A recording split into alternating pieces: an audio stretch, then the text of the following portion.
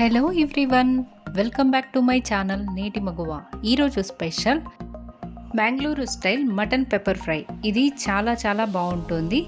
కర్ణాటకలోని కోస్టల్ ఏరియాస్లో ఇది చాలా ఫేమస్. దీని ప్రిపరేషన్ చూద్దాం. 250 గ్రామ్స్ మటన్ని కొంచెం ఆయిల్, ఉప్పు, పసుపు, అల్లం వెల్లుల్లి పేస్ట్ వేసి ఫ్రై చేసుకొని 2 గ్లాసుల నీళ్లు పోసి 7 విజిల్స్ వచ్చే వరకు ఉడికించుకోవాలి. మీకు ఆల్రెడీ బెంగళూరు స్టైల్ వంటకం ఒకటి పరిచయం చేశాను. ఈ Bengaluru style recipes specially non veg చాలా బాగుంటాయి. ఈవినింగ్ టైం సరదాగా ఇలాంటి స్టార్టర్స్ ట్రై చేయొచ్చు. ఇప్పుడు దీని స్పెషల్ మసాలా ఎలా తయారు చేయాలో చూద్దాం. ఈ పెప్పర్ ఫ్రైకి ధనియాలు, మిరియాలు, లవంగాలు, యాలుకలు, దాల్చిన చెక్క, సోంపు, జీడిపప్పు వీటన్నిటిని కొంచెం ఆయిల్ వేసుకొని సన్నని మంట మీద మంచి అరోమా వచ్చే వరకు వేయించుకోవాలి. మీరు ఈ రోస్ట్ చేసుకున్న పౌడర్ని రెడీగా ఉంచుకొని ఒక ఎయిర్ టైట్ కంటైనర్లో ఉంచుకోవచ్చు. ఈ పౌడర్ని chicken pepper fry, prawn pepper fry ఇదే ప్రాసెస్లో చేసుకోవచ్చు. మనం రోస్ట్ చేసుకున్న మసాలాని చల్లగా అయిన తర్వాత మిక్సీ జార్లోకి వేసుకొని మెత్తగా పౌడర్ చేసుకోవచ్చు. నేను కొంచెం వెట్టగా చేస్తున్నాను కాబట్టి వాటర్ వేసి మెత్తగా పేస్ట్ చేసుకున్నాను. తర్వాత ఒక కడాయిలో నెయ్యి వేసుకొని దానిలో తరుక్కున్న ఉల్లిపాయలు, పచ్చిమిరపకాయలు వేసి వేయించుకోవాలి. కొంచెం సాల్టు, పసుపు వేసి ఒకసారి ఫ్రై చేసుకోవాలి. తర్వాత ఒక మీడియం సైజు టమాటాని చిన్నగా ముక్కలు కట్ చేసి దీనిలో వేసుకోవాలి. అల్లం వెల్లుల్లి పేస్ట్ వేసి పచ్చి స్మెల్ పోయే వరకు వేయించుకోవాలి.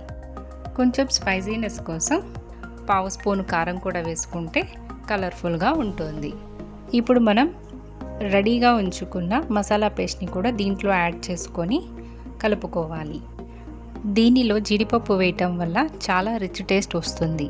ఈ పెప్పర్ ఫ్రై అంటే చాలా స్పైసీగా ఉంటుంది. దానికి తోడు చిల్లీసు, కారం కూడా వేస్తున్నాం అని డౌట్ వస్తుంది కదండి. దాన్ని కాంపెన్సేట్ చేయడానికని కాజు, టొమాటో, గీ ఐటమ్స్ యూజ్ చేసాము. ఈ మసాలా కొంచెం దగ్గర పడిన తర్వాత ఇప్పుడు మనం బాయిల్ చేసుకున్న మటన్ని కూడా దీంట్లో కలుపుకొని ఉడికించుకోవాలి. మటన్ని ఉడికించిన వాటర్ కూడా దీనిలో వేసుకొని కలుపుకోవాలి.